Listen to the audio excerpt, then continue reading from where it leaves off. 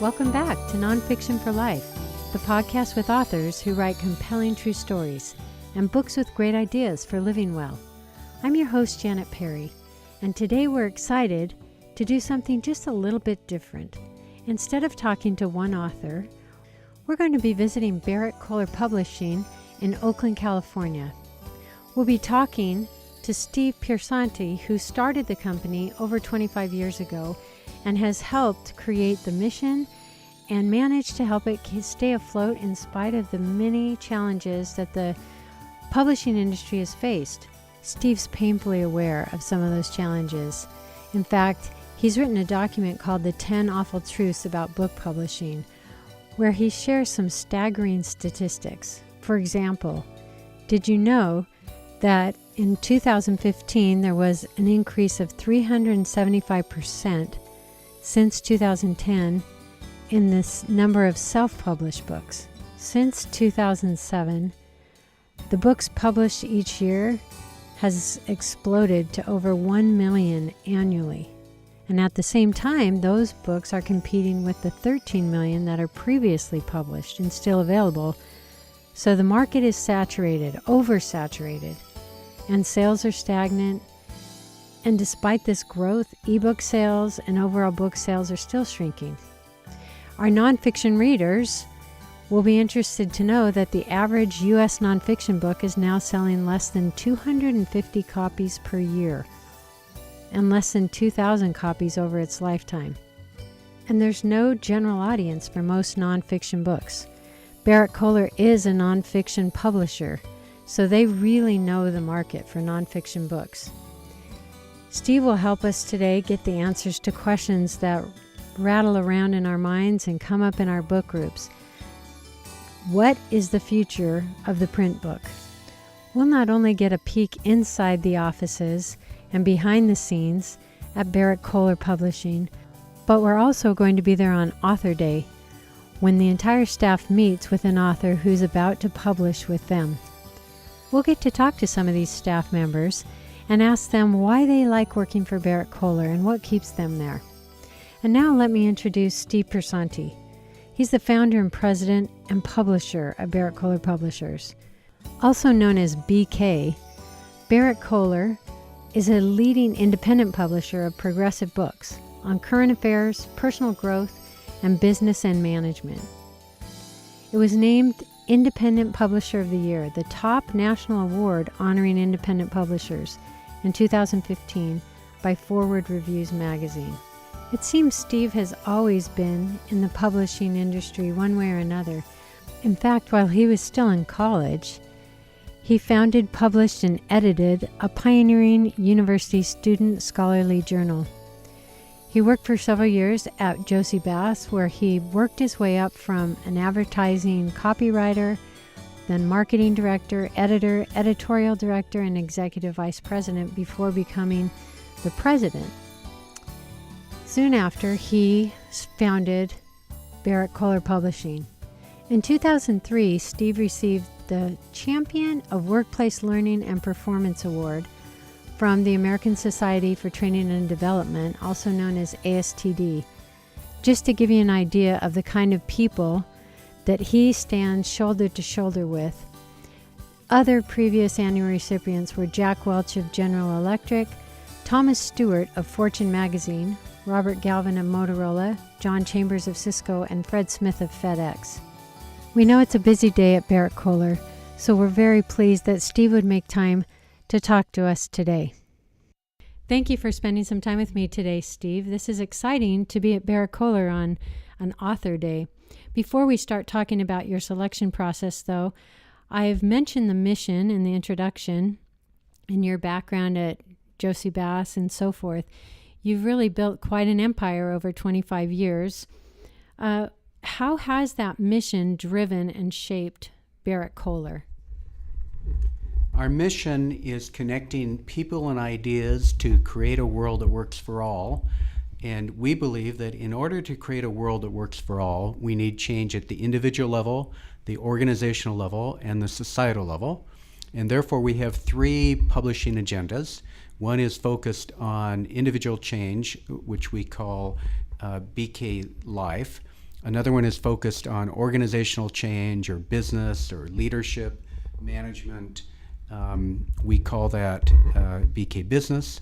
And a third agenda is focused on societal change, change in nations, society in general, and we call that BK Currents.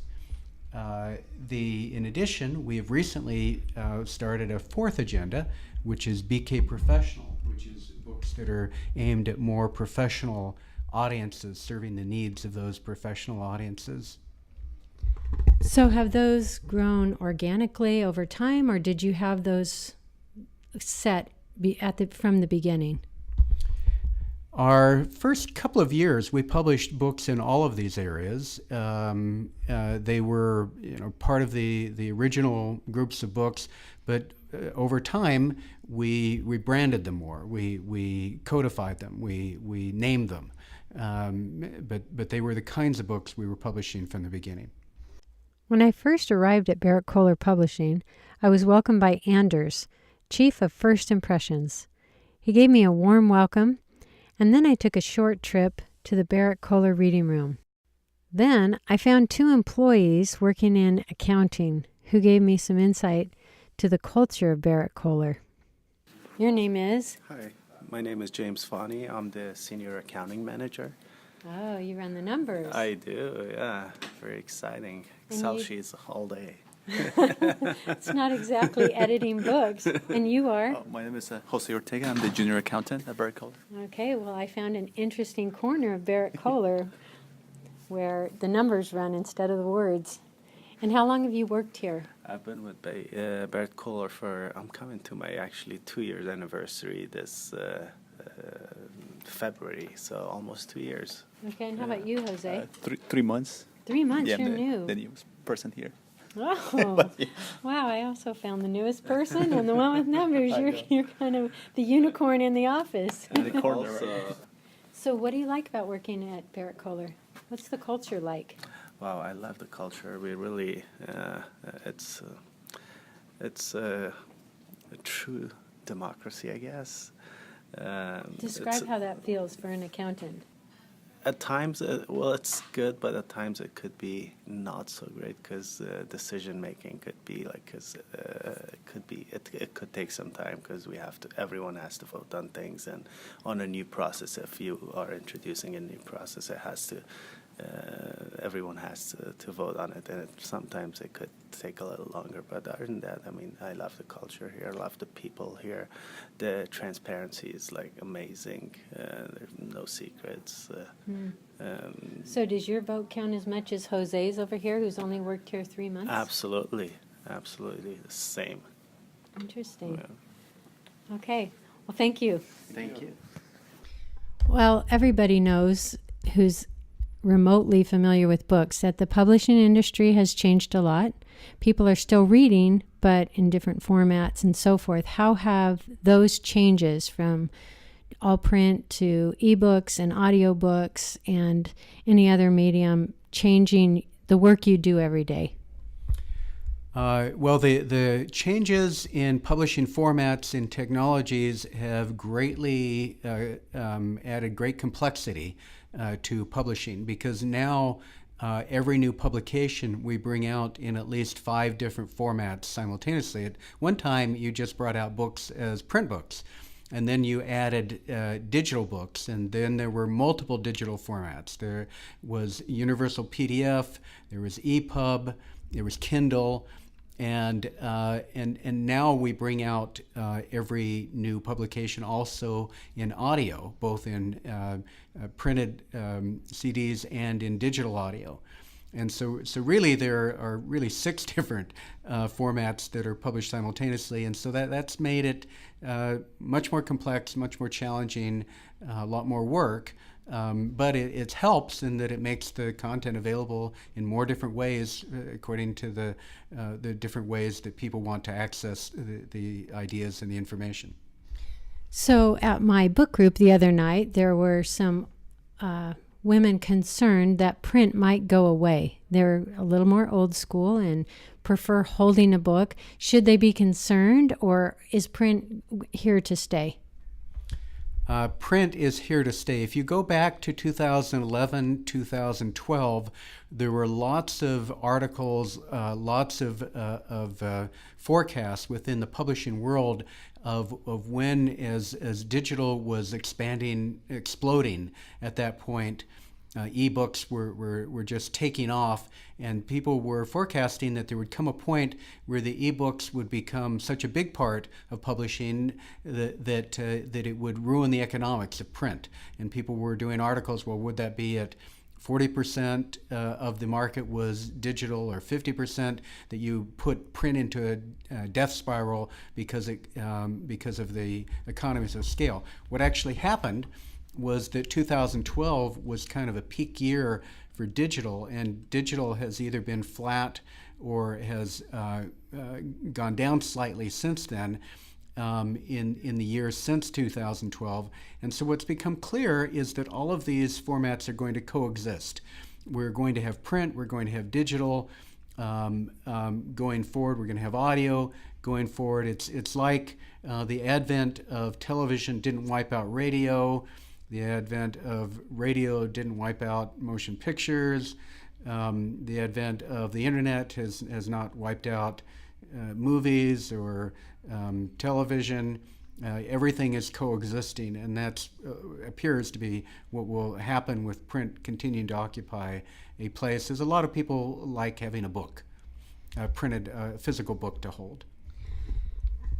And authors are still writing. So we're still reading, they're still writing. Some authors, I think, feel daunted by the idea of trying to get into print. And so self-publishing, which is relatively new in the industry, is out there as an option. What would you say to somebody who skips over trying to go to a publisher altogether and goes into self-publishing? Why would they need a publisher? Well, I consider to be self-publishing a viable alternative for many authors. If an author has the ability to reach the market herself or himself, then self-publishing may be the best avenue to go. And certainly the number of books that commercial publishers release each year is not even close to meeting the needs of people who are trying to publish their work. And so in many cases, self-publishing is the right direction to go. What a commercial publisher will bring to the table is helping to shape the ideas in the book, the structure of the book, the nature of the writing in the book, to make it a better book often than people will do on their own with self-publishing. Commercial publishers also can make a book look more professional. It's kind of a negative thing to say a book looks self-published, but that's often the case. And then commercial publishers are able to get books into many more channels than authors can on their own. In our case, we're getting books into hundreds and hundreds of different channels. These include bookstores, but they also include about 75 different digital distribution channels, and few authors would be able to get their books into more than just a few of those digital distribution channels, and authors would have a hard time getting their books into bookstores on their own. And then there's international. Most publishers will have an international network of distributors and can make books available around the world. So there are advantages to going through commercial houses, but it can be very difficult on the economic side for a commercial house to be able to afford to publish most of the books that are proposed at them. Most commercial houses are highly selective of which books presented to them. In our case, BerrettKoehler's case, we receive about 1,000 book projects proposed to us a year, and we publish only about 40 new books a year, so it's highly selective. We're going to actually watch some of that process that you go through with an author in a little while, but I want to talk about more of your secret sauce at Berrett-Koehler. Some publishing companies have had to shut their doors, and yet you've stayed afloat for 25 years. And so you're doing something right. And so I noticed that in your document, 10 Secrets of BerrettKoehler Success, you list very specific things that you will do for the author and that how you work together with the author. And I'd love you to talk about your community building. What is it that you do to build this community among the employees and the authors and then all the distribution channels? Thank you, Janet. Creating a community among our authors, among our readers, our customers, our service providers, that's part of what BerrettKoehler is known for. And in the case of authors, we started out by creating a BK Authors Council.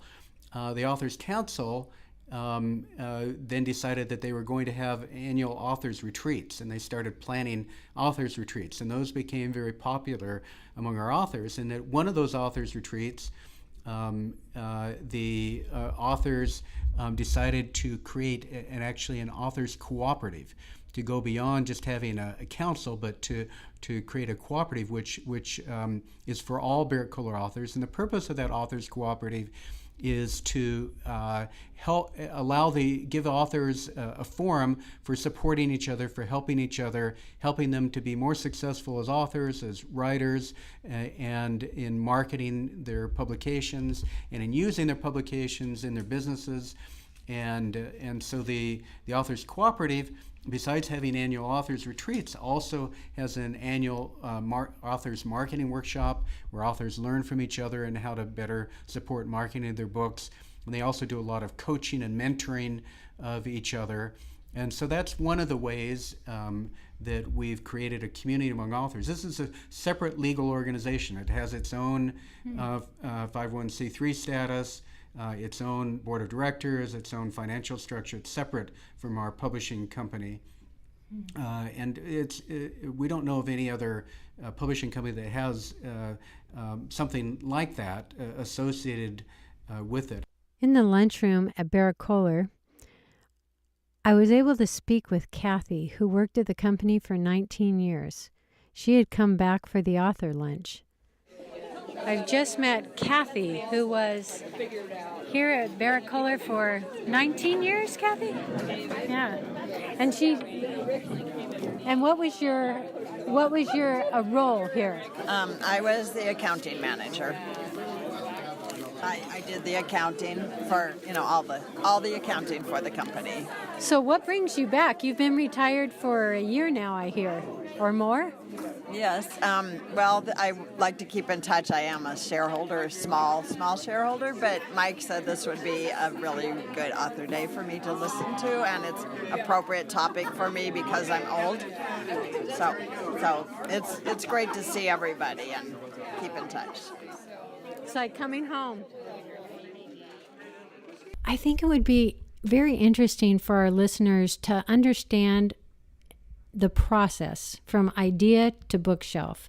If you could do that, kind of quickly, but in a way that helps us understand that you can't just have a good idea in your head and then think you're going to write a book and have it show up on the shelf the next month. So maybe give us an idea of the time that's required. So the process starts out with authors submitting a book proposal to us. Some authors go right ahead and submit a full manuscript. It's probably smarter for an author to submit a proposal to us. On our website, we have guidelines or a list of topics we want authors to cover in their proposal. That's pretty similar from publisher to publisher in terms of what they're looking for in a book proposal, but still you'd be better off if you went and looked at our list of guidelines and then tailored your proposal. Some authors, they're not ready to create a full book proposal, so they'll send us an outline and a concept, and we're willing to talk about that.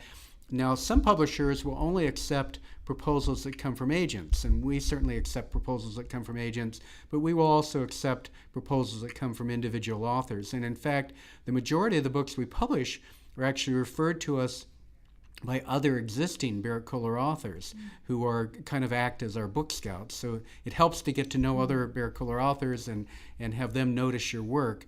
And so after you've sent a proposal to us, we will look at it. We have several editorial staff members. I'm one of them. And we will try and get a sense of, is this a potential fit with Berrett-Koehler's publishing agenda? We're looking to see, is it a fit in terms of the topic, in terms of the audience? Does it in the area in which we're focused? Authors, prospective authors, the number one thing you need to do is to send your proposal to a publisher that it's actually a fit with their publishing program. Every publisher has particular areas that they specialize in, which I talked about in the case of Berrett-Koehler at the beginning of our podcast. Then we will look at it in terms of the credentials of the author. Is the author someone who is knowledgeable? Does the author have a lot of experience, a lot of expertise? We will look and see, does the author have previous publishing track record? And if so, how did the author's previous books perform? How did they sell? We will also, as part of the book proposal, the authors need to lay out a marketing plan. How are they as authors going to support marketing of the book? Every proposal we get today from agents has a very extensive marketing section, because agents know that book publishers today will not even sniff at a book project unless the authors are going to be very involved in supporting the marketing of the book. And so, is that a shift over time, where it used to be the publisher's bailiwick to just go out and sell the book and the author would write it? Or has that always been the case? Have authors always been prevailed upon to be part of that marketing team? well, the smart authors always have been involved in helping to support sales and marketing of their books. But what's happened in the last 10 or 20 years is that the marketplace has become far more challenging for book publishers to even survive because of competing media, people's attention, because the number of books has exploded.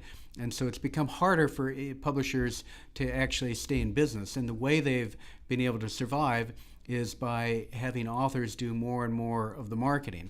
What publishers do today is they make books available in all the different channels, but whether the books actually move in those channels often depends upon how much the authors are doing to help support sales of the book through their social media, through their speaking at conferences and meetings, and through their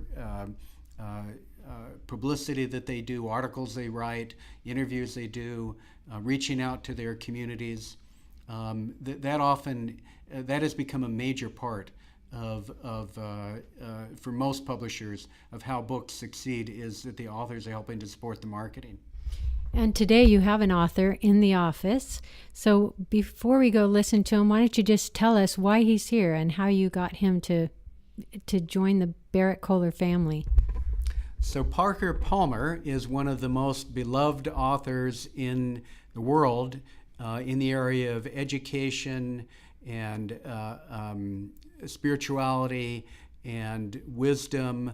And so it's a coup, really, for Berrett-Koehler to be his publisher of this book, and that came about through his longtime collaborator on a number of his projects, and editor Cheryl Fullerton has known of our company for many years. And she believed that Berrett-Koehler would be the right home for him for his next book. So we're very excited to be serving as his publisher for it. You were gracious enough to give me a tour earlier of the Berrett-Koehler office. I want to play back that audio so the listeners can get an image of what Berrett-Koehler is like, inside and outside the office. So here we are, looking out to the Bay Bridge into San Francisco. This is Oakland City Center. Dozens of shops down there. That's the Warriors practice facility over there. The Marriott Hotel is on the other side of this skyscraper downtown. So this is great views of the South Bay and San Francisco area from here. Gorgeous. The downtown city center is really fun. So we have lots of conference rooms because we have this open plan, open architecture. So this is the finance and operations and design and production wing of the office here. And then we go over to the other side, and we have our cafe.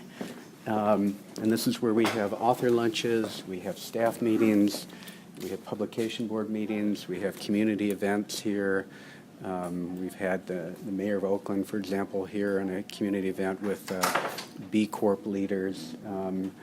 So it's our gathering place here, and I see that the tables are in a different configuration than I've ever seen them before. That's interesting.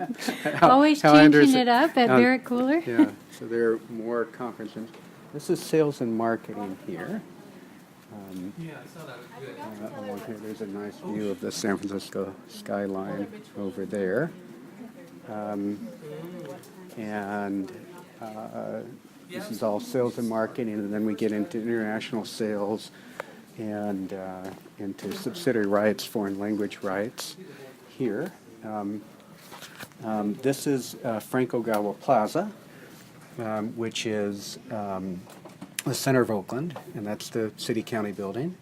Do you know what Oakland is named for? I actually don't. Tell me. Oak trees. And this is the most famous oak tree. That's the Jack London oak tree down in the middle there. It's huge. Yeah, it's huge. Frank Ogawa Plaza is where, whenever there's protests in Oakland, this is where people gather, and then they march from here down Broadway and so on. When we had Occupy Wall Street, Occupy Oakland, this is where it was, right here. So we kind of have a bird's eye view on anything important that's happening in Oakland. This is editorial over here, and this is my desk. This is where I work from. Interesting. It's very open, just like everybody's. Oh, wow. Jeevan, that was thoughtful of you to print that out for me. Thank you. Thank you. Yeah, so this is my desk. This is editorial. Over, so we go through here. This is our main conference room, our big conference room, and then we have more just editorial, and then we have phone rooms, and then we have a video studio back there where we film videos, and supply rooms, and more conference rooms. So that's your 45-second tour. It's a great place. It's beautiful. I'm talking to Katie Sheehan. She's the Senior Communications Manager at BerrettKoehler. Hi, Janet. It's nice to be here with you today. Katie, what are the things that you do in your job that help make BerrettKoehler successful? So the things I do at BerrettKoehler, I am in the communications department. I'm the senior manager. And our department, we work on all the public relations for the authors. We book their book tours. We give them advice about social media, their platforms, how to build their social media communities. But I would say primarily we also do a lot of coaching, marketing coaching, PR coaching.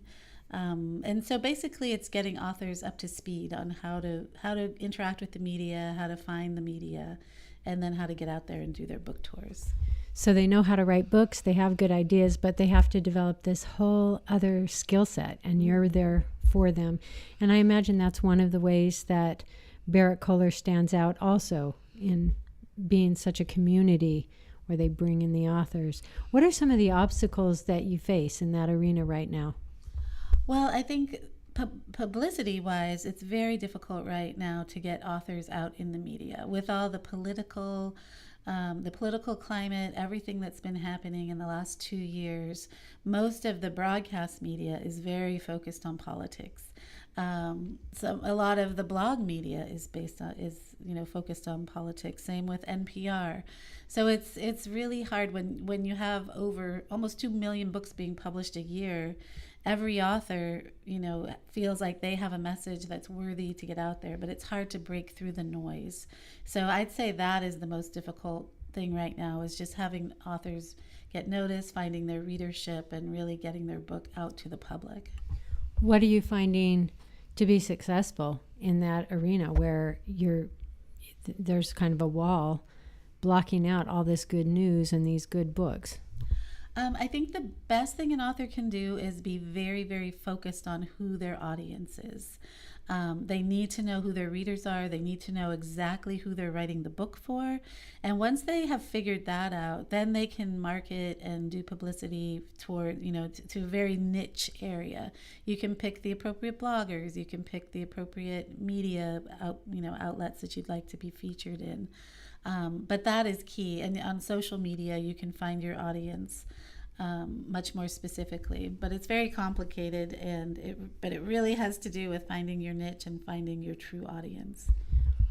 What is your background that helps them find that audience?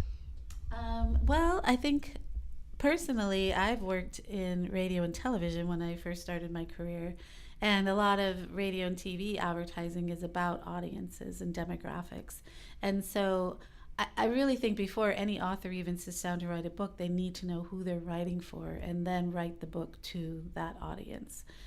You can't just write a book and say, I'll figure it out later, because then you won't. The books nowadays, especially nonfiction, since we are talking about nonfiction, you have to be exactly clear as to who you're writing the book for, why, what problem is it going to solve for them, what is the benefit to the reader.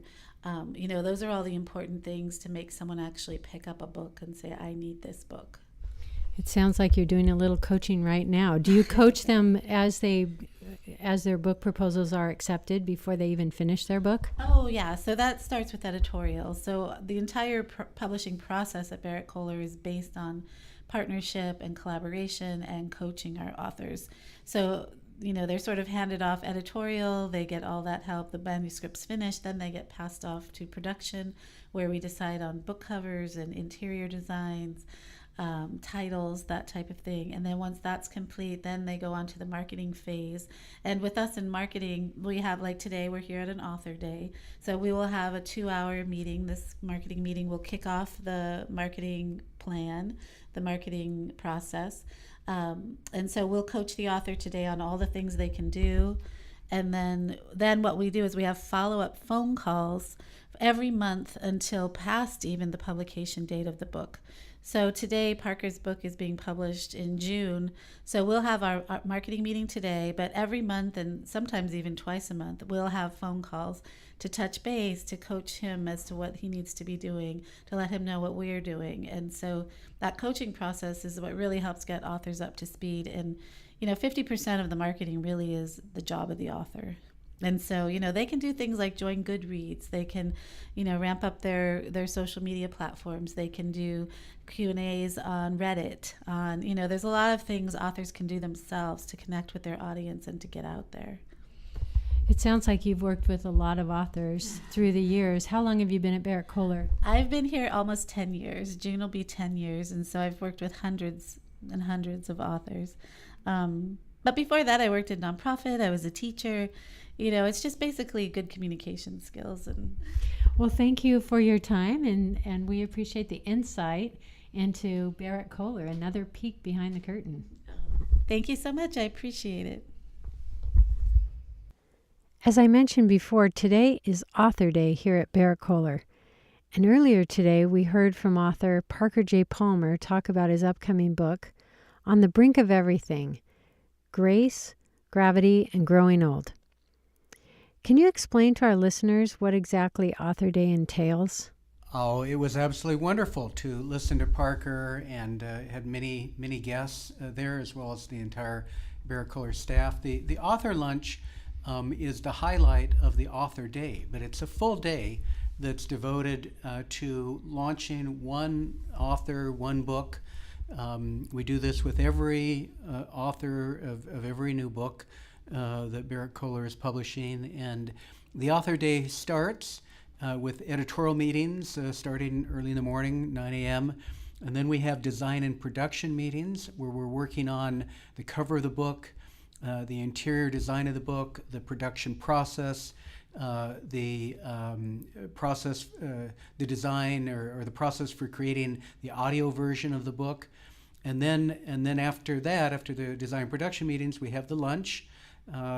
And then after the lunch, we have sales and marketing meetings, a series of meetings over about 3 to 4 hours. We're working through all of the channels that the book is going to be marketed through, and what is the author doing, what are the Berrett-Koehler staff doing, what are our sales partners doing, how to coordinate it, how to get everybody on the same page, and then we have an editorial wrap-up. And so it's a very full day from 9 a.m. to about 5 or 6 p.m. That really sets the stage for a book to be successful and gets everyone in our company to know the author, to get connected to the author's ideas, and really helps us to be ready to make the book a big success. We do this usually about 6 or 7 months before the books come out, and we're making plans for the future. Some would say that it's too expensive to do kind of a hard stop with the whole staff, and yet this is really integral to how you operate at Berrett-Koehler. Why do you think that it pays off in the long run? Well, the whole Berrett-Koehler strategy or our competitive advantage is our close connection with our authors. It's being connected to our communities, and it allows our staff to get to know the authors, for the authors to understand everything that's involved in bringing out the book. It avoids a lot of problems later on from misunderstandings or not having worked through how things are going to work. And so in the end, it actually saves time after you consider all the advantages of meeting face-to-face and working through all of the plans. But it is a major commitment. We encourage any publisher to copy this.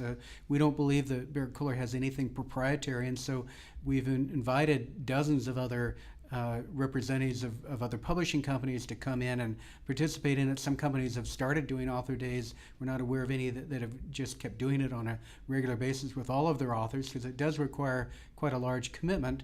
But for us, it's kind of a secret of our success. I now want to jump over and speak with Kristin, a true veteran at Berrett-Koehler. I'm also sitting next to a veteran who's still here at Berrett-Koehler. What is your name? Kristin France.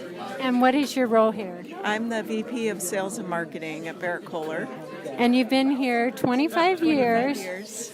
And how has Berrett-Koehler changed in that time?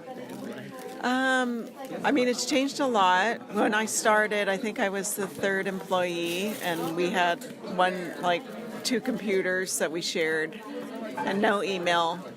Everything was by fax. So things have changed a lot, but I think what's kept me here is the company's always innovating, where it's always like Steve as president is always looking to innovate the company, and also that we have really clear values and a clear mission.